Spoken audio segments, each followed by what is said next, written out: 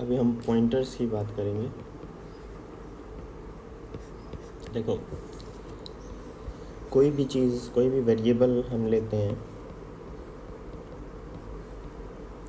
उसका क्या नाम होता है? एक तो नाम होता है, मतलब क्या प्रॉपर्टीज़ होती हैं, एक नाम होगा, एक वैल्यू होगी। फॉर एग्ज़ाम्पल, हमारा ये जो कैलकुलेटर वाला जो एग्ज़ाम्पल था, इसमें हमने क्या किया था, पहला नंबर लिया था, दूसरा नंबर लिया था। पहला नंबर क्या था? 1 था, दूसरा नंबर 12 था।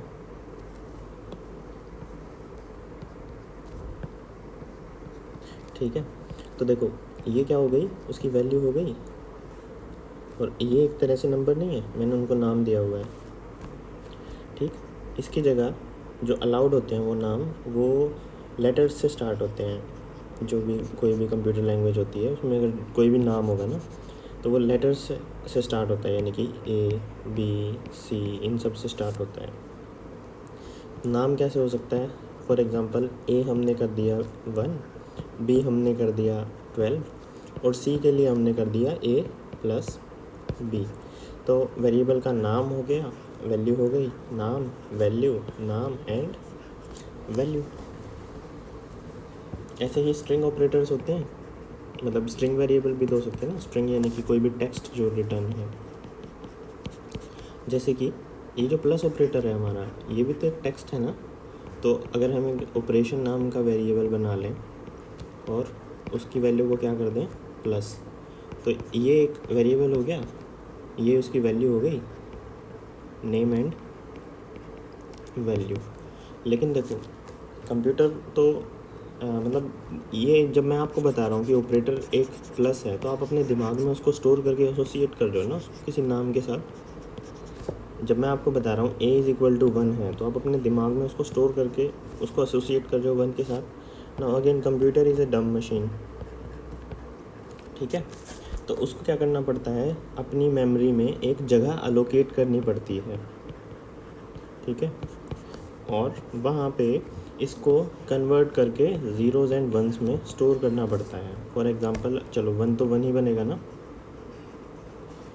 ठीक है, फिर ये जो मेमोरी में जगह है, इसका खुद का भी तो कोई एड्रेस होगा ना। मतलब कंप्यूटर की मेमोरी तो बहुत बड़ी होती है ना। मान लो कि वो ऐसे डिवाइडेड है, 0 1 2 3 4 5 6 7। ठीक है, ऐसे ही करके। अब ये उनके एड्रेस हैं। ठीक है, चलो थोड़ी देर के लिए हम इसको क्या कर देंगे, 100 बोल देंगे वैल्यू को। ठीक, ये उसकी वैल्यू हो गई, ये मेमोरी के एड्रेस हो गए। जैसे हमारे घर का एड्रेस होता है, ऐसे ही इस वाले ब्लॉक का एड्रेस क्या है, 0, इस वाले ब्लॉक का एड्रेस क्या है, 1, इस वाले का क्या है, 2, इस वाले का क्या है, 3। तो ये इनके एड्रेसेस हैं। तो ये मान लो कि हमने 0 एड्रेस पे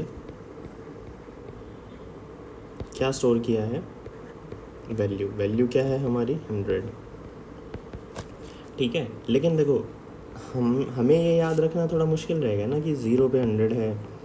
ठीक है, और 1 पे भाई 12 था फॉर एग्ज़ाम्पल।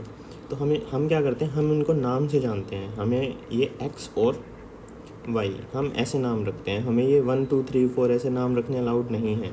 हम सिर्फ लेटर्स वाले नाम रख सकते हैं, मतलब x1 x2 ऐसे रख सकते हैं, लेकिन स्टार्ट वो लेटर से ही होना चाहिए। ठीक, और कंप्यूटर को उसका एड्रेस ही समझ आएगा। तो जो एक वेरिएबल होता है ना, उसकी 3 चीज़ें होती हैं। एक होती है वैल्यू, एक होता है नेम जो यूज़र के लिए रीडेबल हो, एक होता है उसका एड्रेस जो कंप्यूटर के लिए अंडरस्टैंडेबल हो। ठीक, तो फॉर एग्ज़ाम्पल, जब मैंने बोला x इज़ इक्वल टू 100, तो कंप्यूटर क्या करेगा, अपनी जो मेमोरी है,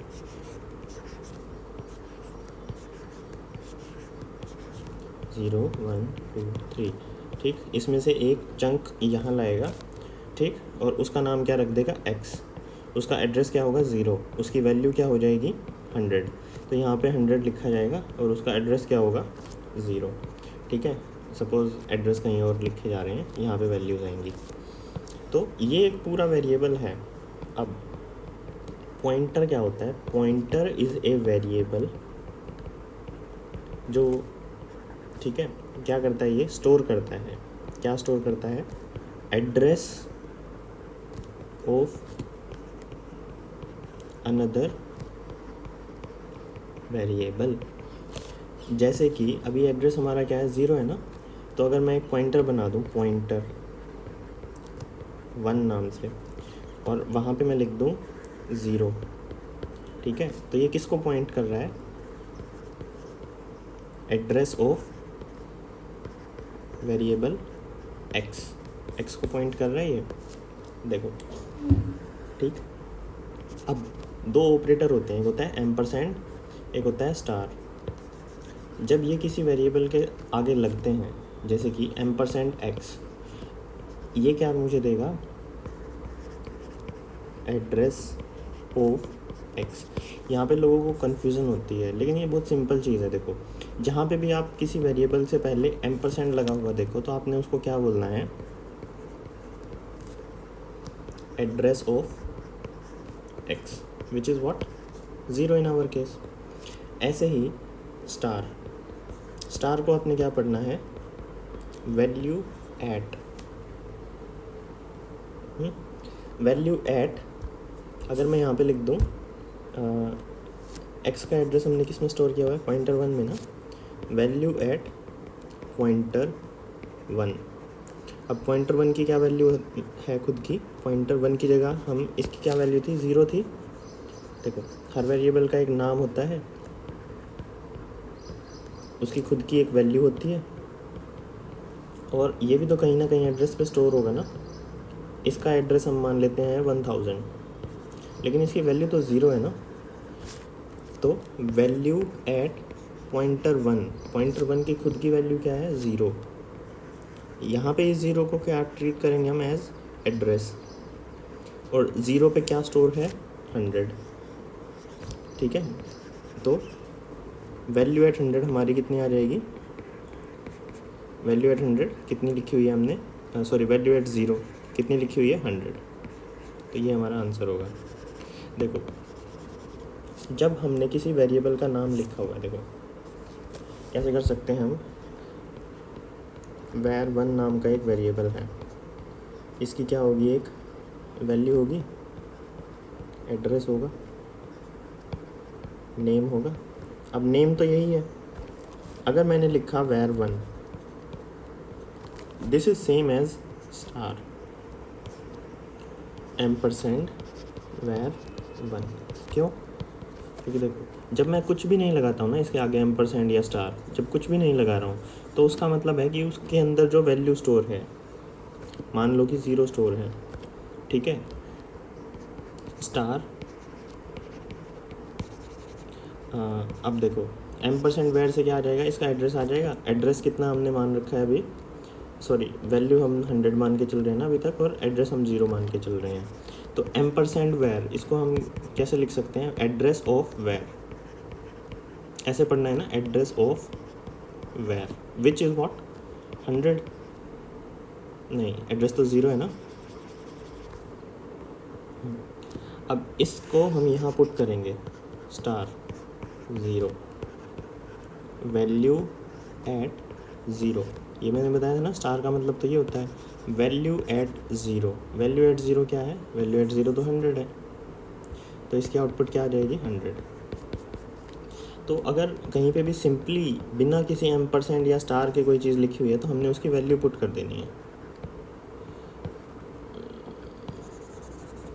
ठीक है। तो हमने क्या करनी है, वैल्यू पुट कर देनी है। वैल्यू से क्या आएगा कि name of variable without ampersand या स्टार दिया हो, या फिर स्टार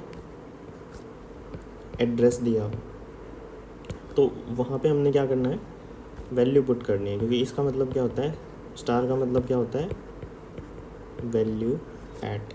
तो ये क्या बन जाएगा, वैल्यू एट दिस एड्रेस, ठीक है। और एम्परसेंड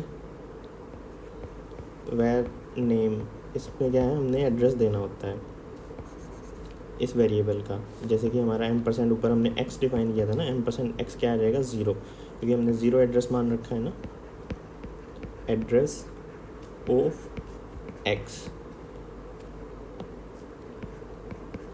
जो हमने क्या मान रखा है, ज़ीरो। तो ये तो बेसिक है। अगर यहाँ तक आपको कोई कन्फ्यूज़न हो तो मुझसे फ़ोन पे पूछ लेना, क्योंकि अगर आपने ये नहीं समझा तो आगे समझने में दिक्कत हो जाएगी। ठीक है, तो आपने क्या याद रखना है कि स्टार का मतलब है value at given address, ampersand का क्या मतलब है, एड्रेस ऑफ जो वेरिएबल है। अब देखो